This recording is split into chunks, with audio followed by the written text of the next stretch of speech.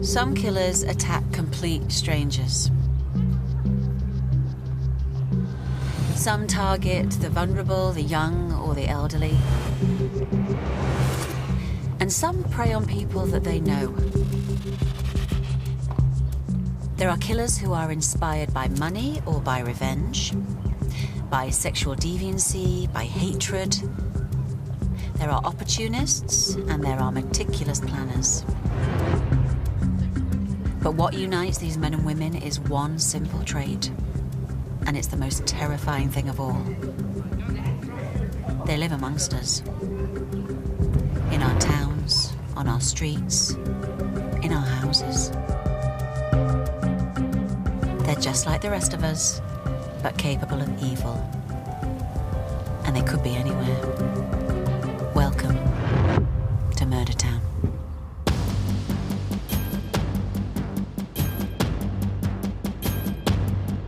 Do you feel it in the air?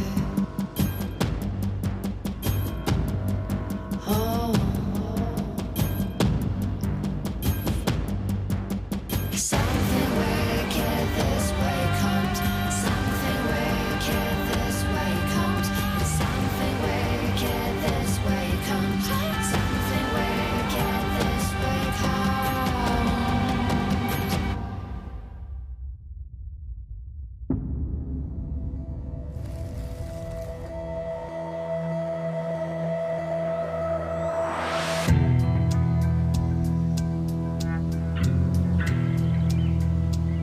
Every part of the UK has a place where murder is an all too frequent occurrence. Tonight we're in Scotland and the beautiful but sinister city of Dundee. It's known as the Big Village, where everybody knows everybody and where killers can sometimes lurk unnoticed.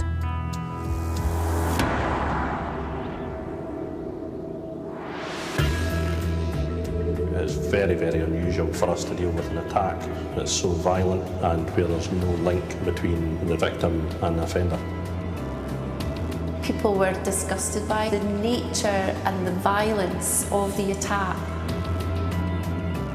It's the demeanour that led me to believe that he's just evil. At that point, I still didn't know I was going to live.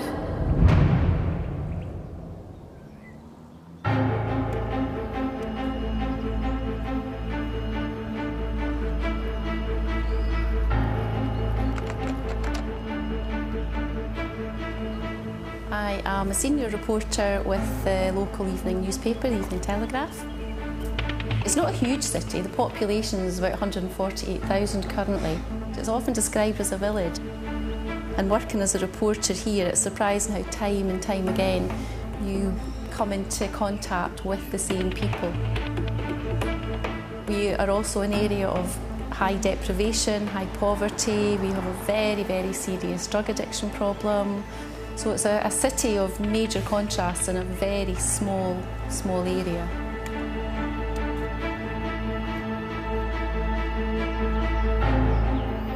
In the past 2 years, we've actually had quite a few murders, unfortunately. We've had a couple of double murders. There are areas at night where you would be canny where you walked.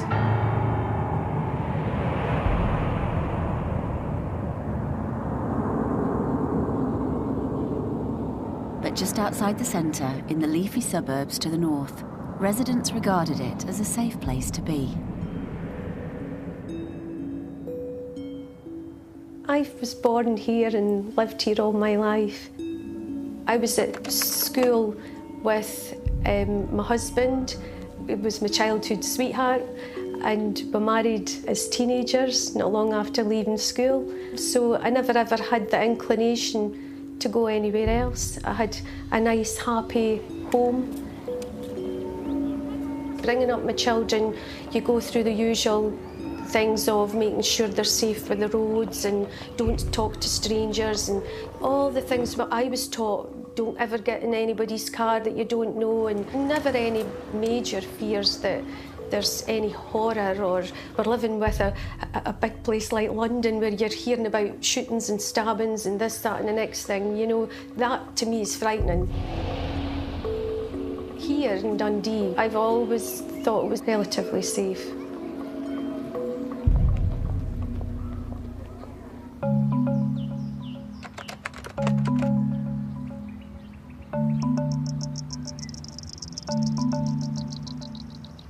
It was just a typical Monday. My husband always leaves first and I get spoiled. I always get a cup of tea taken up to me to bed, and then I get up and I get my shower and go to work. I work mornings in the local hospital at 9 miles, and when I'd finished my work, I come home. It was a beautiful sunny day. It was absolutely gorgeous, that 7th of August. It was really busy. It was really busy out there. It was, as I went out my gate and I went to the entrance of Templeton Woods, there was a man and he had so many dogs. The amount of people that you met when you were out was, you didn't know their names, you knew their dogs' names. People were friendly, people always spoke to everybody, knew Betsy's name. The route I do is the usual route. I know the woods like the back of my hands. I saw another couple of gentlemen and they had a wee terrier, and usual wave and walk past them. And then really that was it until, you know, on my route back.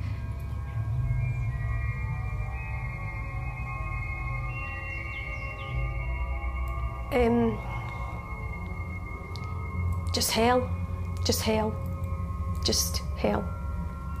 Just, Linda, you're dead. That, no getting away.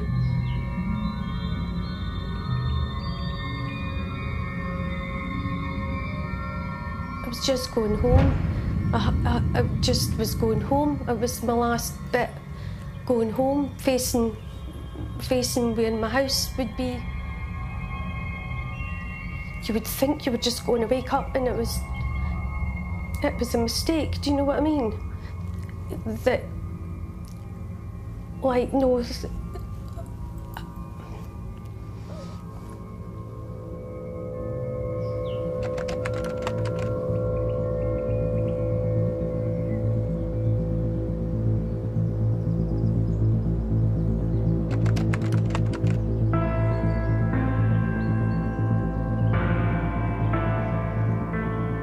I just remember wanting to describe what he looked like, because if he died, nobody would know and he would do it to somebody else.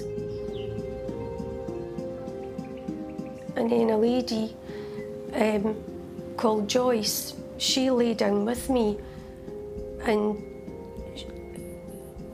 she just kept speaking to me and asking me questions, because I just remember saying, it was terrible what I said to that lady, but I just begged her not to go because I didn't want to die on my own. Linda was fighting for her life as ambulances and police rushed to the scene. But her attacker was now making his escape.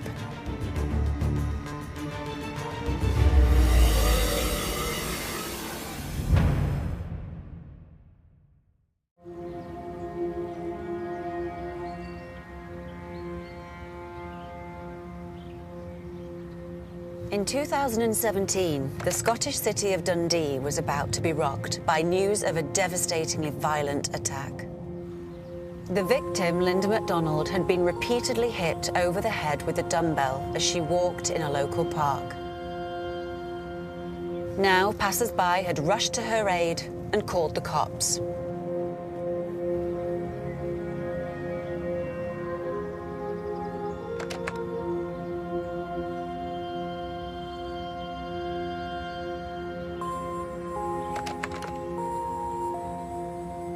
The radio messages I seem to remember was referring to a woman who'd been attacked in the area of Templeton Woods. First of all, I'm thinking that sounds quite unusual, and certainly for the time of day as well. It was midday. We wouldn't normally receive calls of that nature on a regular basis, so at that point we were aware this was going to be a very significant incident. Available officers were coming from all areas of the police service, so we had officers from uniformed response policing, we had dog handlers, we also had road policing unit and supported by detective officers as well. Officers were attending there pretty properly, and the messages coming back, you know, it was a genuine attempt on this person.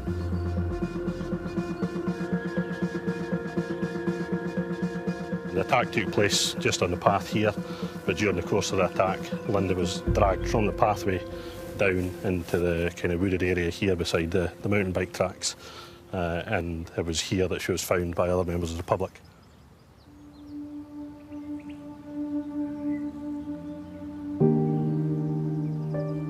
It felt like hours. It felt like about 2 hours from even getting to the ambulance, and I'm sure it wasn't, but I felt like I was there for hours. The inner cordon had been established by that time, so the scene was effectively secured and under our control. There was obviously signs of the attack. There was blood evident just in the area of the bushes there, along with articles of clothing that belonged to Linda and to members of the public who'd kind of rendered assistance to her. I think I remember just being frustrated saying when the ambulance crew have to do their job because it's a head injury, but I just remember just saying, "Oh, get me out of here," because it was that I had to get out of the woods. Despite the fact that she'd just been the victim of a very violent attack, Linda was able to give a detailed description of her attacker.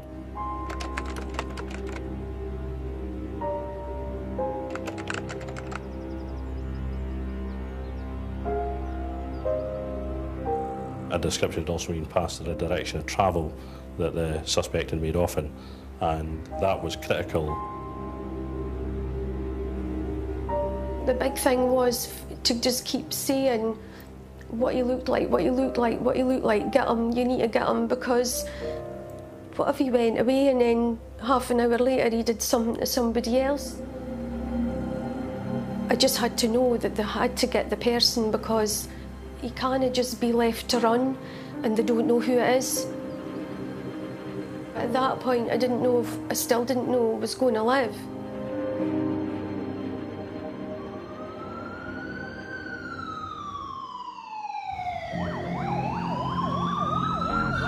Linda was rushed to hospital and placed in intensive care.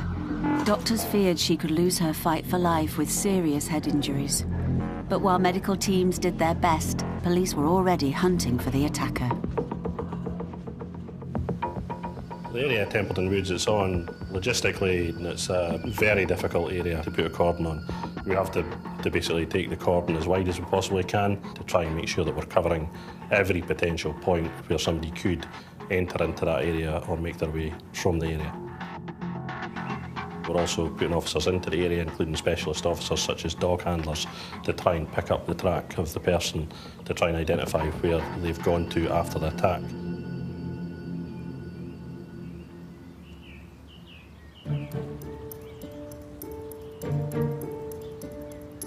Officers sealed off the woods for forensic examination, but this wouldn't be the first time that the woods had hosted violence.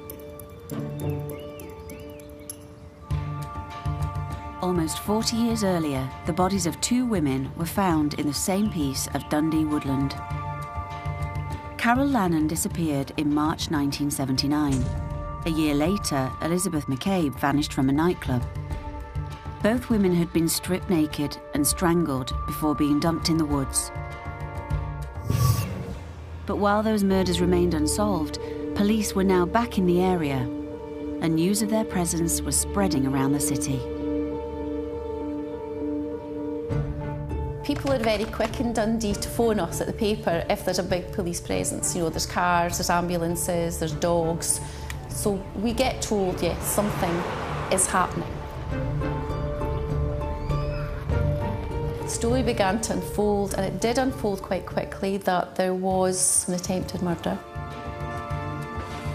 We didn't know the condition of the victim straight off, and we were just following the story get in touch with the local police, in touch with the Scottish Ambulance, to try to get a feel of what had happened. It would be unusual to see the level of police activity that there was and the response that we had to the attack on Linda. So word does spread quickly, and on top of that we obviously have the consideration these days of word obviously spreading through social media use as well. So within minutes of police arriving, the public were learning that an attacker might be on the loose, and they were demanding answers. The police were very cagey initially in Dundee. We were asking all the questions. We were wanting to know as much as possible. We were wanting to break the story as much as we can as it's happening. This is like a nasty attack on their doorsteps, and it's our duty to report it and to make them aware of what is going on. But while journalists were still in the dark about exactly what had happened, eagle-eyed police officers were one step closer to finding out.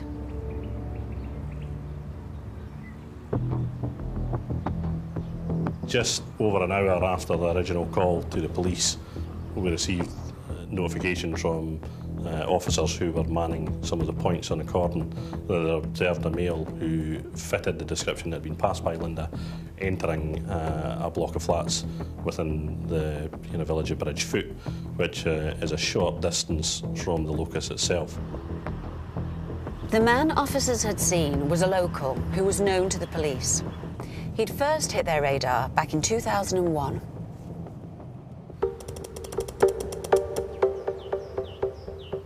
Dundee Law is a viewpoint, a beautiful viewpoint. It's got a memorial up there. It gives us views all around the city. It's a place to walk your dog. It's a place to take your children to play. It's iconic in Dundee. For anyone who wanted to go and create mischief up there, there are lots of paths, there's steps, there's lots of ways up and down, so it would be easy to avoid detection. It's not some place that you would necessarily expect a horrific crime to be committed.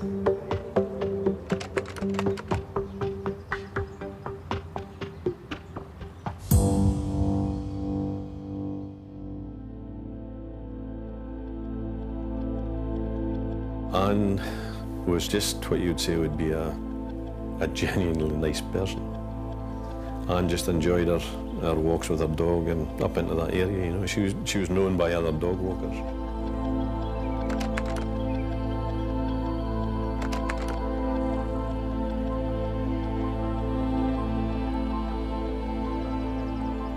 I understand that her dog went home and Anne's partner went looking for her on the law, and I think he came across her body.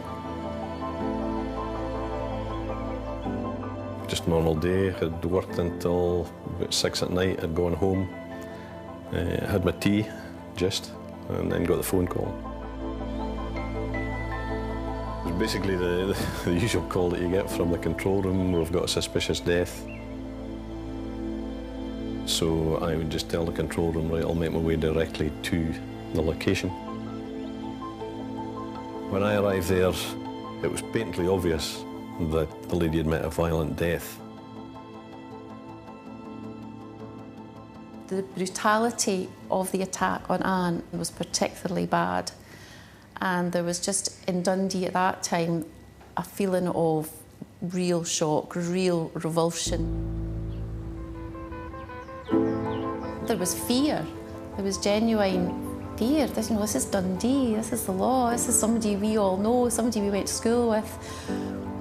What's happened, And I think there was just this desire on everyone's part to get to the bottom of who'd committed this horrific attack on Anne.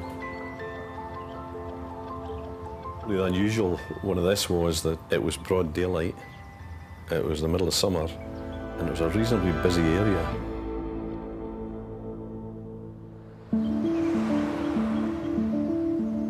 There was nothing that we could immediately go to say, right, let's track our movements. It was a case of let's We'd make appeals to dog walkers, anyone who may have seen her, taxi drivers, anything like that, who may be able to give us information. Police do look at people known to the victims of crime, you know, the relatives, friends, boyfriends, partners, former partners. But it wasn't going anywhere, there was nothing coming up, and I think they had to widen their net. So officers tracked down everyone they could in the hope that somebody could help the inquiry. They traced several people who had been on the law and a group of children playing nearby, and all of them were questioned. You can't leave any individual element, whether it be the kids that were playing in the playground nearby, the adults that were walking their dogs, the taxi drivers who may have used that route, people all round about, your door-to-door investigations, which can be quite extensive. People are very good when it comes to these things, coming forward to speak to you, especially those who have perhaps seen what they believe something to be very, very significant, and that was what happened in this case. One witness claimed she'd seen a youth dressed all in blue, close to the spot where Anne was killed. So you've got this group of kids, but you've got to remember that what we're looking at here, your initial thoughts are, this isn't a kid who's committed this crime. This has got to be something older, although Little Boy Blue did bring in this lower age profile.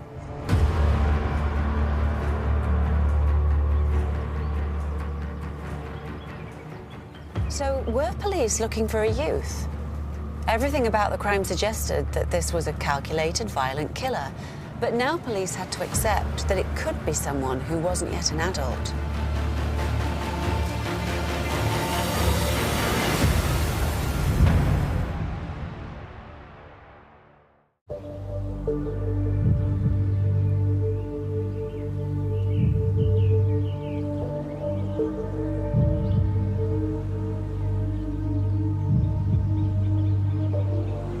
In 2001, police in Dundee were investigating the violent murder of a young woman called Anne Nichol. She'd been attacked as she walked her dog on a hill in the town known as Dundee Law. Detectives were shocked by the level of violence, but were now learning that witnesses nearby suspected the killer could be a teenager. Your initial thoughts are, this isn't a kid who's committed this crime. But then, of course, he made his one mistake. One name police couldn't shake off was Robbie Mcintosh. He was a 15-year-old who'd been playing in the park, and when he was questioned, he denied any involvement. But then the police learned he'd been gossiping about the murder in a local chip shop before police even knew anyone was dead. That, as far as the counter assistant was concerned, was pretty critical. She was able to give us exact timings. There was a live show of EastEnders on that night, and the theme tune was being played, and she was desperate to see it while she was serving him, and he was telling her about the incident that had occurred on the law. No one could possibly have known that there was a female murdered in that area when Mcintosh said there was. So 15-year-old Mcintosh had let slip that there was a murder before anyone else knew. And that put him on top of the list of suspects. So his house was searched. We put in designated search teams, and although the clothing worn by him that night had all been washed, there was one pair of socks that were found in a drawer, folded inside each other. One of the searchers had opened this out, and there was a small speck of red, and it was a small speck, on the inside of the cuff of the sock. And DNA investigation turned up trumps, and that DNA on that bloodstain was Anne's.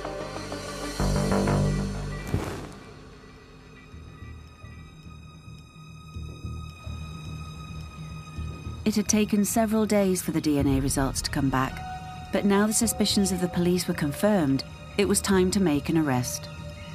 Although cops still weren't sure that Robbie Mcintosh was the only guilty party.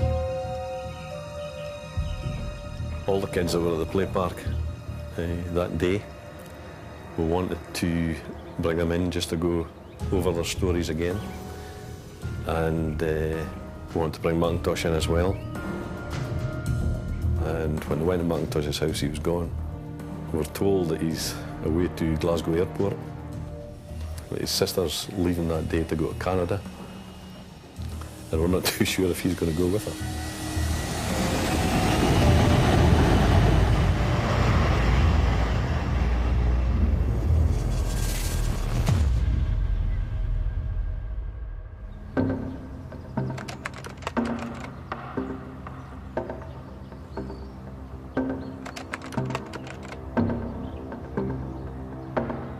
When he was eventually brought in here, and he was brought in for interview, an experienced interview team, very experienced interview team, who could not get a word out of him. He said nothing whatsoever. He was as cool and as calm as you can imagine. It was like watching something in a film with a so-called hardened criminal who just sat there and knew that if he said nothing, then probably nothing would come of it. He was confident and pretty articulate. He came across as a switched-on young man. He wasn't crumbling under the police attention at the time, which is chilling. A teenager that age could commit that, then methodically go about trying to cover his tracks and go about, you know, the aftermath the way that Robbie did go about the aftermath. I had interviewed people in the past who never said anything, but never anyone as young as Mcintosh. He was a one-off.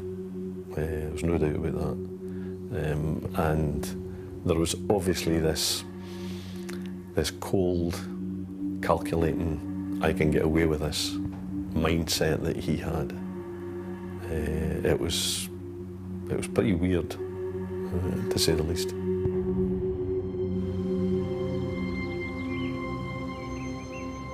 Mcintosh hadn't reckoned on the DNA being found on his sock, and that was enough to press charges of murder.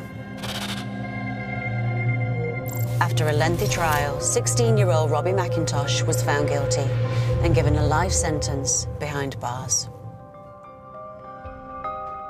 We went to Young Offenders Institution initially, and then moved into the prison system. But there was a massive review of sentences in Scotland, and it said anyone getting a life sentence should actually have a tariff placed on that so that they do have a target to get out.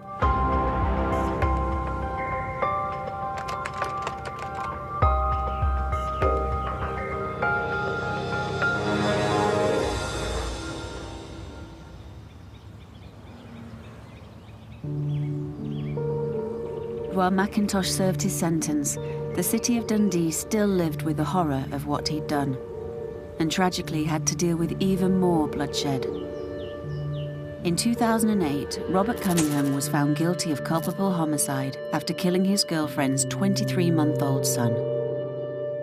And in 2010, serial sex attacker Patrick Ray raped and murdered a mother of 3 after a night out in the city centre. As other crimes hit the headlines, by 2017, the city had begun to forget about Mcintosh, just as he was nearing the end of his sentence. There was a general feeling that he had done a lot of time. He was a boy when he went to prison. He's now a man in his 30s. So he may not indeed be that same person that committed that initial horrific crime. But the wheels were in motion for Mcintosh to be given a second chance at freedom. Despite some concerns, Robbie Mcintosh was trusted to have periods of home leave.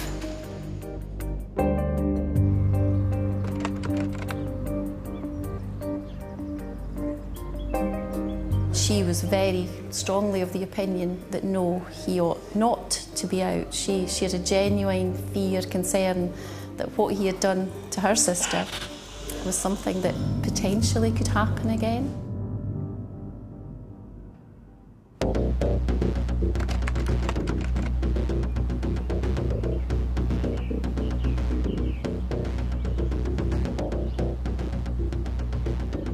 Police spotted a man matching the attacker's description entering a flat nearby just minutes after the attack had happened. And it was the same flat that Mcintosh lived in. The police were there very, very quickly, and the whole area was cordoned off. In comparison to where the attack happened, is close. It's not far. The officers attended there and carried out some initial inquiries to identify which flat the male had gone into, and in identifying the address, identified that it was linked to Robbie Mcintosh. Even before the name emerges, there was this, I think, this undercurrent that this is a wee bit too reminiscent of what happened back in the early 2000s. There was just that feeling in Dundee of, oh my goodness, is this happening all over again? I was aware of Mcintosh's previous conviction, having been a serving officer at the time of the original murder on the Law Hill, and the fact that a potential suspect matching his description had gone back into that address was extremely significant. At that time, I directed detective officers to secure Mcintosh and to secure the house as well as a potential scene.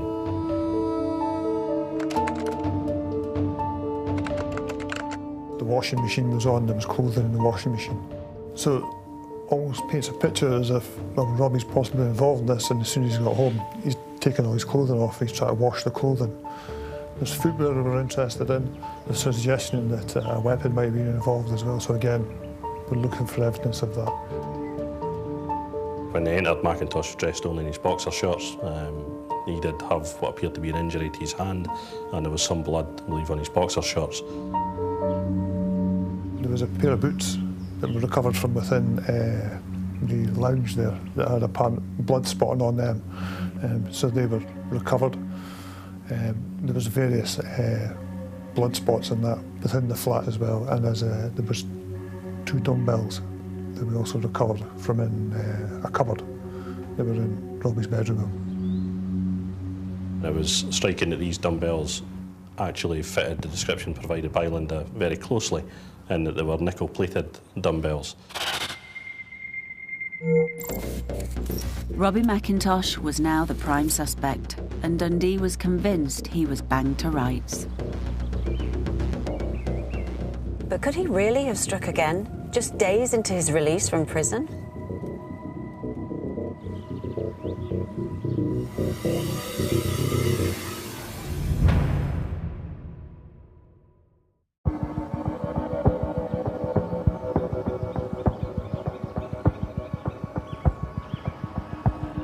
In 2017, police in Dundee could be forgiven for having a sense of déjà vu.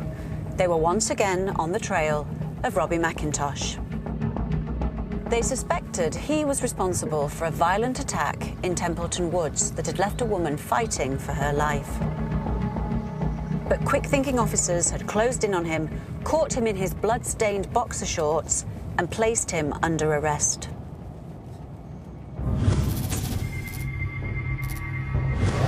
He was once again in the police's grasp, but Mcintosh didn't appear to be concerned. He wasn't sounding like shouting, swearing, or saying anything that had happened at all. Just quiet, calm, not causing a fuss. Did everything that was asked of him without any bother at all. Yeah, compliant was probably the best word to describe him. He was subsequently interviewed, but made no comment to all the questions that were put to him.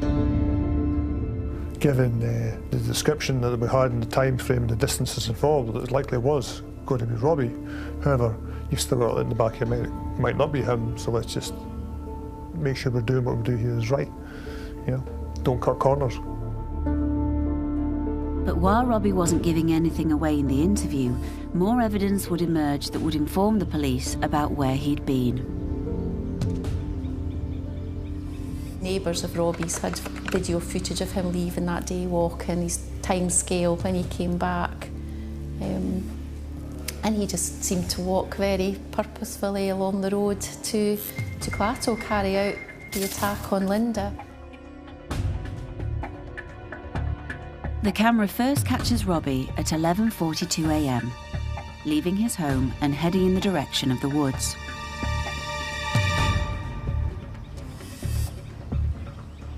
It then picks him up again at 2:19 p.m, arriving home. Crucially, the attack on Linda had occurred around 1 p.m, right in the middle of his time out of the house. There was no mad frenzy, or he wasn't out drinking out in the town. It was just as if all along he had made up his mind that he would do something again.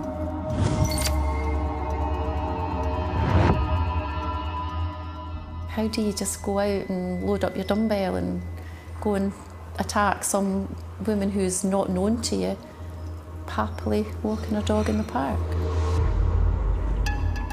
Thankfully, the police had moved quickly, spotting Mcintosh and dispatching officers to arrest him.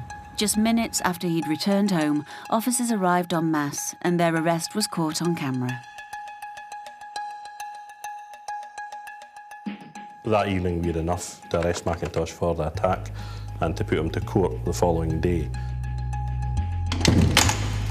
There was this feeling of disbelief, I suppose, but tempered with, well, people said, people warned.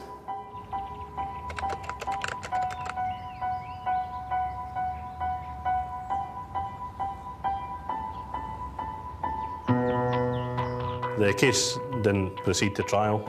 Mcintosh submitted a plea of guilty to the offences.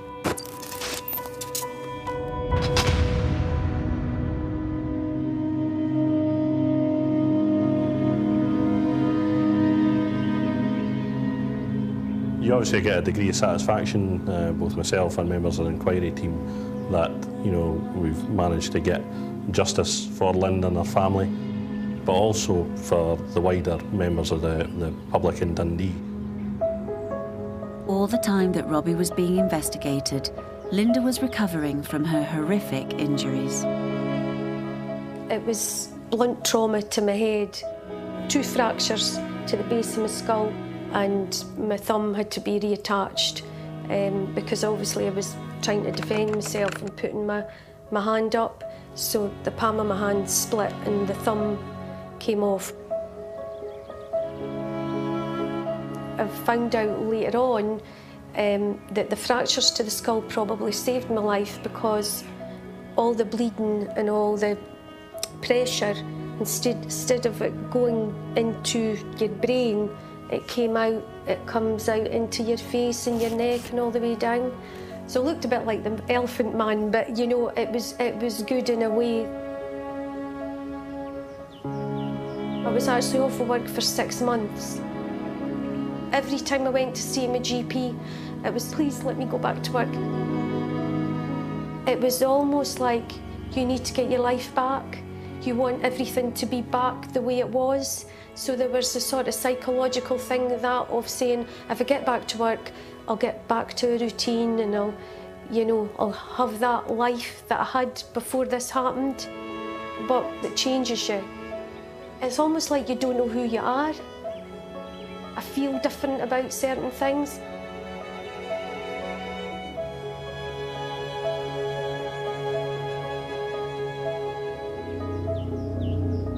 But there's one part of Linda's life that she'll never get back. I don't go in the woods at all. I don't go there at all. I wouldn't go in any woods. I would never, ever go in any woods. There's no point of torturing yourself either. What would be the point of me going in there? It's just a reminder, is it? It's just a reminder of the evil. For me, it's the devil in the woods, the monster. It's never going to be the way it was before. While Linda continues her recovery, The city of Dundee is still asking how the attack was allowed to happen, just days after Mcintosh was released back into the community.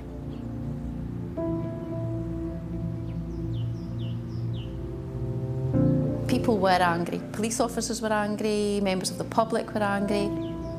It affected a lot of people.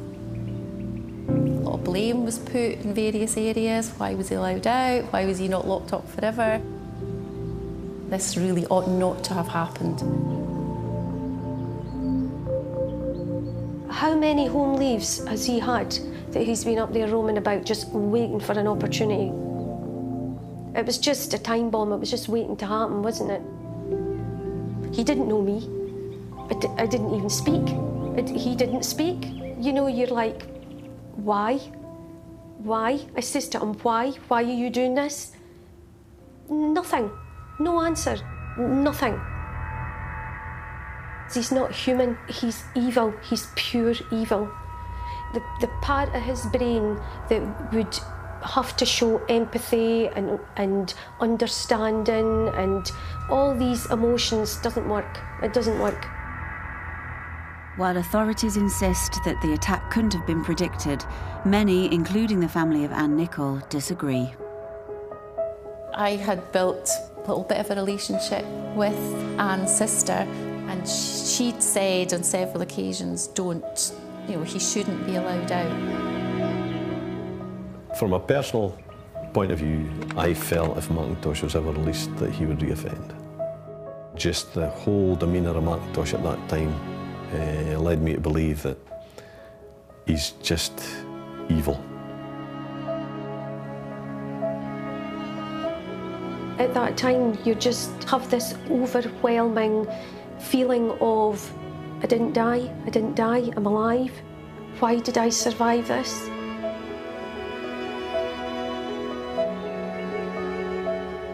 It's like a euphoric feeling to say, I'm alive, this is a miracle. It wasn't meant to be today.